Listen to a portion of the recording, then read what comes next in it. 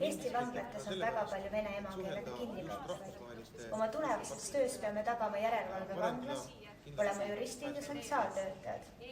Et oma tööd hästi teha, on vajalik keeleoskus. Näiteks jäin mina aru vene keele oskuse vajadusest viibides praktikal, kus inimest oli löödud ning kuna kannatanu rääkis meiega ainult vene keeles, siis toimepanija isiku tabamiseks oli meil vaja tema kirjeldust.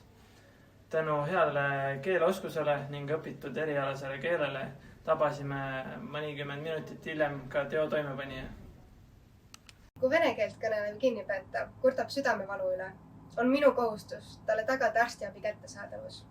Kui ma ka tema murest aru ei saa, läheb mul selle tööülesande täitmisega äärmiselt raskeks. Keeleoskus mitte ei aita mul tegeleda igapäevaste tööülesannetega, vaid tuleb ka väga suureks kasuks kriitiliste olukordade lahendamisel.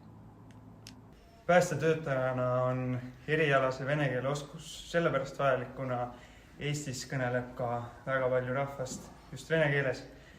Sellepärast see annabki mulle ka igapäevatöös julgust ja ka venekeelse rahvaga usaldust suhelda ja neile korraldusi anda. Mina sain vene keele oskuse vajalikkusest aru juba esimesel aastal, mil olin tutvumispraktikal maksuauditis ning kohe esimesel päeval sattusin suuliste seletuste võtmisele, kus nii maksuametnik kui ettevõtja olid venelased. Sellest ajast saadik olen aru saanud, et lisaks tolli poolele on väga oluline tunda vene keelt ka maksupoolel.